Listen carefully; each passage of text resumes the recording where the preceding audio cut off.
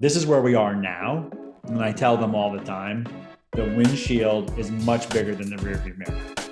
So I know that things happened in the past. I know the things that informed how we get here as a company, but it's really about what we're going to do today and tomorrow versus going back. Because, none of us can rewrite the past. There's no revisionist history. So I think that's really, really important, from a leadership perspective.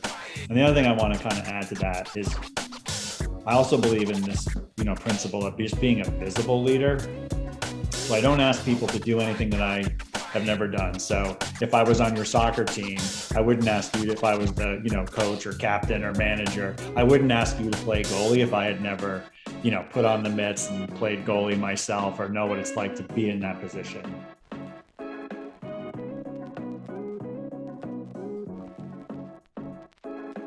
Welcome, ladies, gentlemen, folks, and people to today's episode of the Strategy and Leadership Podcast. My name is Anthony Taylor. I'm a managing partner at SME Strategy. We facilitate strategic plan creation and support teams with implementation. And I get the pleasure of interviewing Richard Black today, who is the president and GM at Superfly. Richard, what's happening today?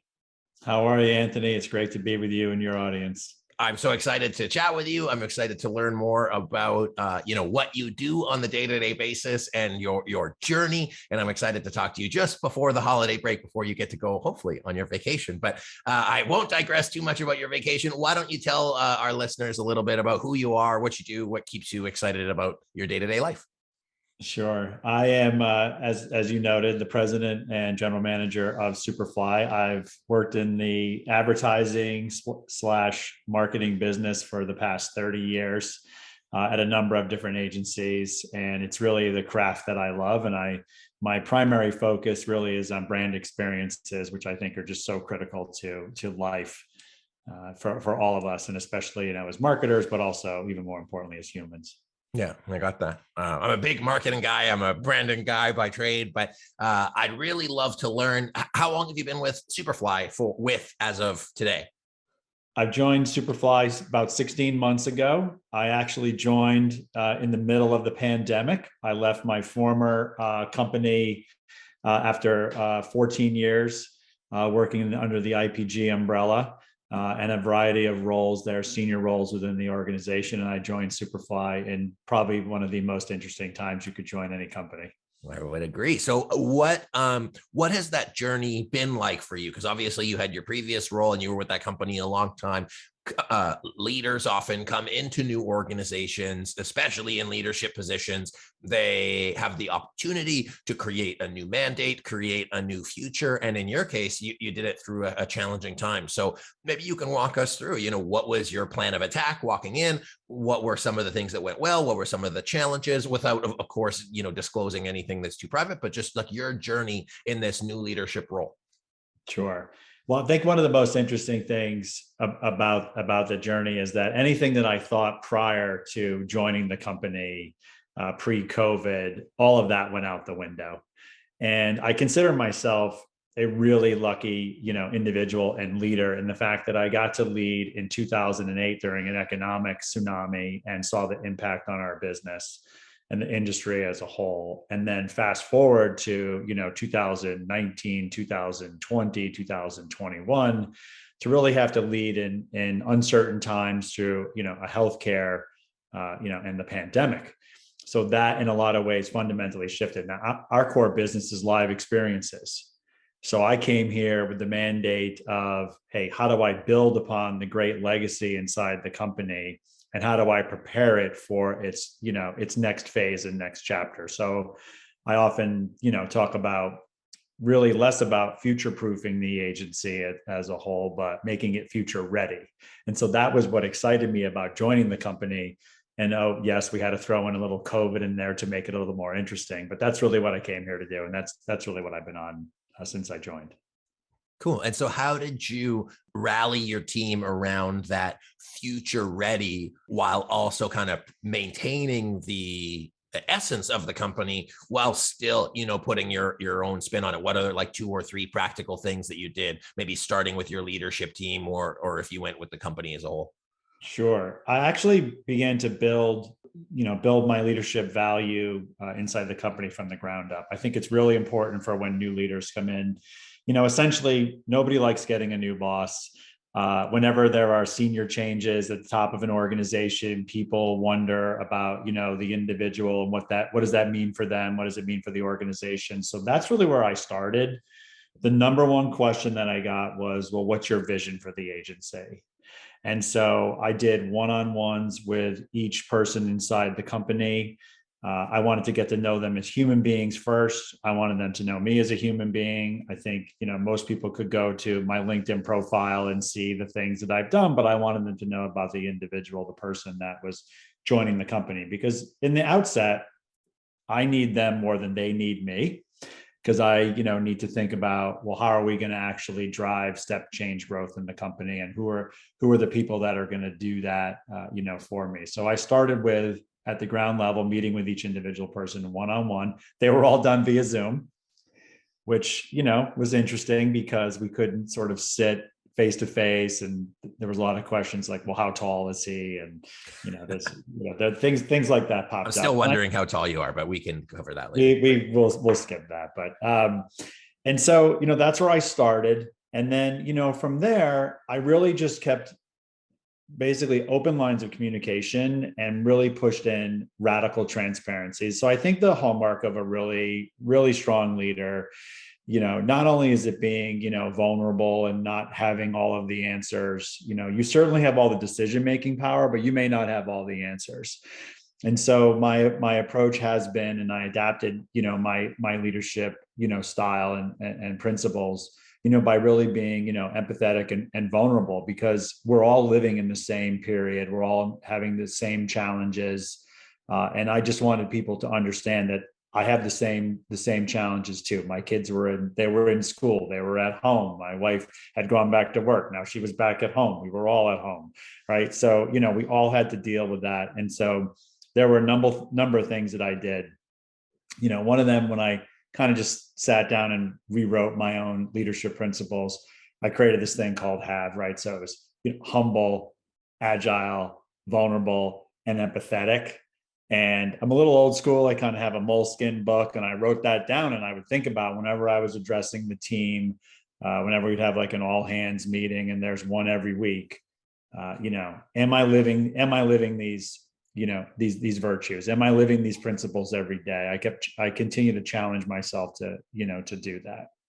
Hey, sorry to interrupt. It's Anthony here again. I just wanted to let you know, if you're enjoying today's episode, I'd love it if you could give us a review and a comment to let us know where you're listening from. It means a lot to us. It helps us with the algorithm. It also helps us get into the hands of more people so that we can keep bringing great guests onto the show. So please do that. Also, if you or your team are planning a strategic planning offsite coming up, please reach out to us. We'd be happy to see if we're a fit to facilitate, to support you and your team getting on the same page and getting clear about where you want to go. So you can visit smestrategy.net or click the link in the description. We'd appreciate both of those things. Now get us back to the episode. I really like that. And just for everybody's context, how many employees were there at the time? So we have about 35 employees inside the agency business. The broader company we're just under 100 people. There's a few divisions within the company. Are just a little bit on the company, just for context for your listeners. So started by several entrepreneurs who were working in sort of the music business, wanted to, figure out what could they do to really delight fans and really build fandom, words that we use now. I doubt they use those words now. Those are much more like marketing speak for today, but created the Bonnaroo Music Festival. And that really was the thing that was the impetus for essentially, building out an entertainment and experience-based company. So, we have an agency division that services clients and everything that your audience would understand.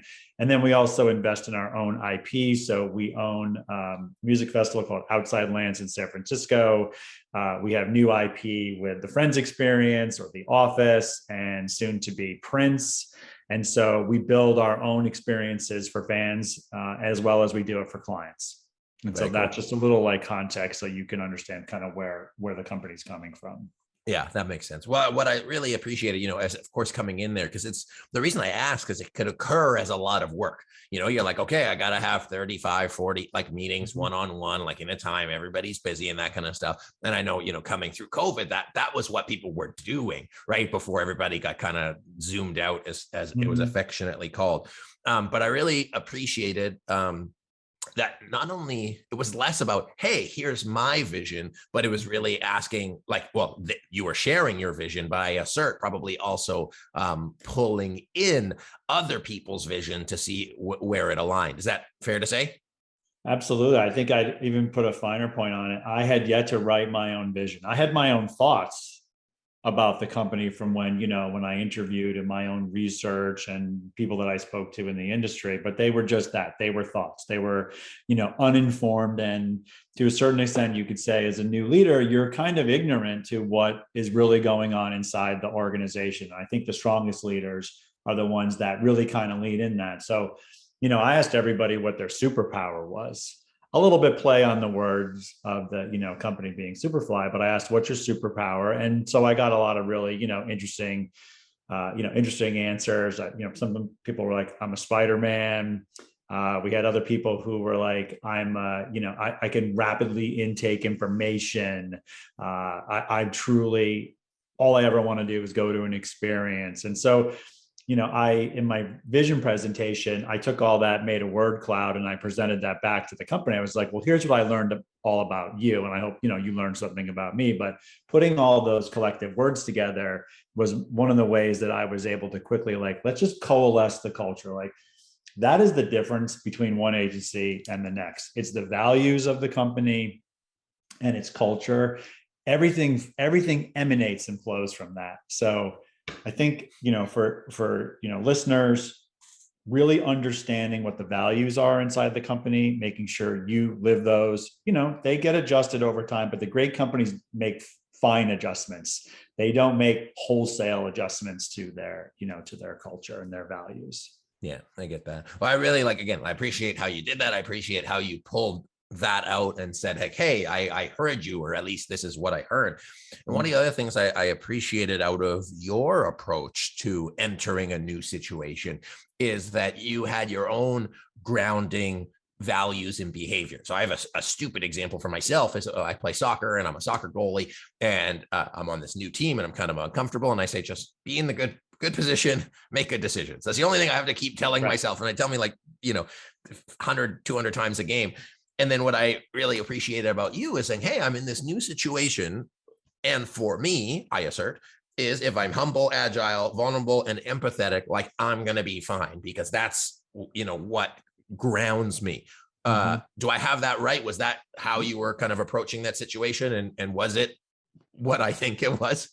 Yes, because when the pandemic started, and I decided I was going to make this change and move to another company. It was actually even like before the pandemic. It was really in February, where all this began to kind of percolate before it really became the pandemic. I had already made a personal decision that I was in earnest going to look for my next opportunity.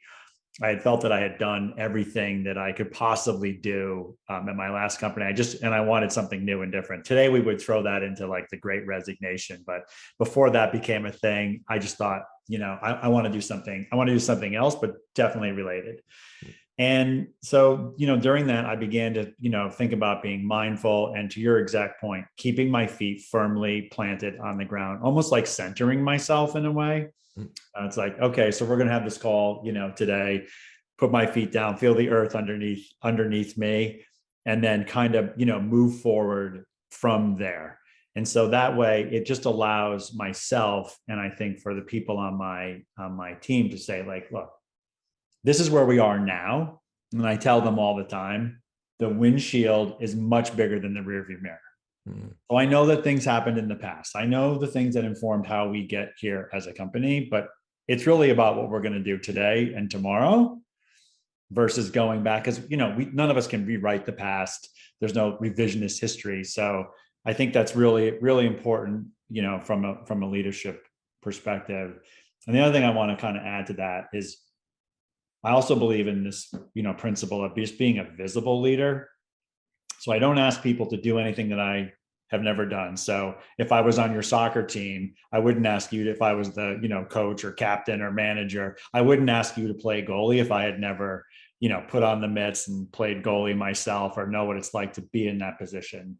So I certainly believe in that. And, prior, it would have been around accessibility. So, like most of us, I would have been in an office and I would encourage people to, visit with me, get time with me, grab coffee with me, and I would make time in my schedule to do that. I still do that today. I kind of marvel that when we have new talent, when I tell them, reach out to me, let me know what's going on, that even to this day, in the time that I've been here, I still have new talent that sets up meetings with me or directly will Slack me and, or ask my EA, can I get a half an hour or an hour? And I'm trying to, that's part of the culture that I really want to make sure that, I am on the pulse and I want to know what's going on, but I want to hear from them on places where we can be better. Where can I be better as a leader? What am I missing? What are you hearing? How are you feeling? And so there's an awful lot of checking in with people that's happening now. And I think it's actually really personally rewarding. I like that. I want to touch on it because I hear a lot of the human experience in that. Before I do, just a note for everyone, at SME Strategy, we facilitate strategic planning sessions. And what we find as an outcome of that are people as a group, as a leadership team, they have that grounding of saying, hey, okay, like here's where we are. Here's where we're going. That windshield is much bigger than the rear view. And I really like that. So if anybody needs support or you're thinking of doing strategic planning, please do reach out to us.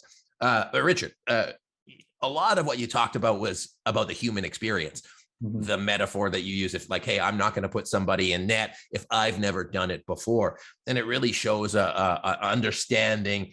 And I think I assert it aligns with when you do your experiential things. Experiential things in the world, you're saying, hey, how can we augment this person's experience with our brand, our customer, our product, our event? And I see the very close tie-in to how the work experience should, in principle, align with how you do things at Superfly. Am I on point with that? Yep, you're absolutely on point. I mean, our agency mission is to shape how the world plays and connects. So if you can't sell it internally, you cannot sell it externally. And so I think from a leadership perspective and from all the folks inside, any of these companies, if you really believe in the power of experiential, and obviously, the people inside our company do, it's human to human, it's person to person. Those are the things that you talk about in social media, by and large, if you post a photo, they're all from experiences, unless you're commenting or, doing something of that ilk. But the brands that win today are the ones that make a connection. And that's usually through, fostering some type of emotional connection to their brand, or it could be escapism. It could be nostalgia. We're really into play. Play is one of the things that we, I don't know if you're a strategic advisory and consultancy business, we really hone in on the word play, because it's irresistible. It brings you back to like a different time and place. It's when you let your guard down and you're more open to new things. And so it is that childlike atmosphere of creativity that we really hone in. And that's how we help differentiate our brand versus, any number of agency brands that are out there. Cool. I love that. Well, I mean, I think that's the thing when you talk about a business, especially ones in a competitive space, in a competitive landscape, and saying like, it's not what you do, it's how you do it that makes the biggest difference. So, so let's shift gears a little bit and say, like, moving forward, as you look into that windshield in terms of for the company, I'm going to ask two questions. One is, what are you excited for? What are you looking forward to for the company's future, either with clients or with people or what have you? And the second is, what are you still challenged with? Like, what is one of the things that, not that it's keeping you up at night, but as a leader, if you're being really honest and vulnerable and humble and empathetic, is what are the things that you're like, hey, I still haven't sort of cracked this, or I anticipate it being challenged in the future. So where's the company going, and where are you challenged as a leader? Sure. Well, where the company is going is that we're going to continue, on our evolution of building experiences. Been doing it for 25 years. They were live. Then they began to, move more digital. Then they became what we would call internally, or use the word that, many have in phygital experiences, and now we're probably, we're really probably in earnest coming out of the pandemic, kind of moving into, and I'm not a huge fan of the words, we've got to come up with a better word here, but I'll say metaverse, or we could say Web 3.0. But the reality is, the period of innovation that we just came out of has created new ways for all people to connect. And one of the underlying threads in that is technology. So we all believe that we will, not only want to connect, human to human, let's say at outside lands or the friends experience, but we'll all be really accepting of connecting on Zoom, maybe connecting in a virtual world. But those technologies that once seemed like sci-fi, now we're all here. And my proof point, usually when I start this, they say, oh, well, come on, that may not happen. I just say, if I told you in 2018 that by 2020, we'd all be working from home in our, sweatpants and on Zoom, you would have told me I was crazy. So, that might just be a little gamesmanship on my part, but I think, this is where we're headed. So that, I think, for the company means, new talent, more people that we can learn from, more people that every day are going to inspire me and challenge me to be a better leader on the personal side, new capabilities that we will, offer and, grow into as an organization. What keeps me up at night is what I think what many leaders, do. If you boil down like leadership in this type of company or a CEO type of role, it really is around, set the vision, set the pace, find the talent, and retain the talent. And in the world of agencies, it's probably one of the fastest moving leadership opportunities you can get, because there are no 2 days are the same. No two clients are the same. No two clients' business are the same. The challenges. So that's what really keeps me up at night, is how do I make sure that I have us, operationally kind of running on all cylinders all the time. Because I've got clients that their business is going really great. I've got clients that are challenged. I have my own, challenges in an industry, with whether it's growth or margin pressure, et cetera. So I think those are some of the things that, I wouldn't say they keep me up at night. These aren't the Sunday scaries for me. I kind of think it's a great challenge. I kind of view it as like a game. Do you want to be on the field, or do you want to be in the stands? I personally want to be on the field. I want everybody to, be on the field, not just the leaders, and to have fun with what we do. Yeah, I get that. Well, I mean, like you're saying, you embrace that kid like nature in the work that you do. And I think that players want to play and winners want to win. And so not that it's a challenge, but what I really heard it as is saying, hey, as you lead these people, and you have to lead, you don't even lead just your employees, you lead the culture. You also, of course, lead your clients, looking into that future. It's to be shaped and created. And I think that's, you got a picture of New York in the background. It's one of those things that I'm like, well, if you were in New York, like 100 years ago, 200 years ago, like you played a part in it. Now it's fairly established and you're just like a small player in the big thing. In some smaller cities that are still growing, you can shape and create that. And I think whether you believe it metaverse world, like this non-actual world, or even in the economy, I think that this digital economy creates a lot of space for brands and for companies and for individuals to shape. And I'm personally excited for that. And I'm excited to hear what Superfly does in that as well. So as we finish up, can you tell our listeners where they can get a hold of you, where they can connect, where they can learn more about what you're doing and potentially work with you?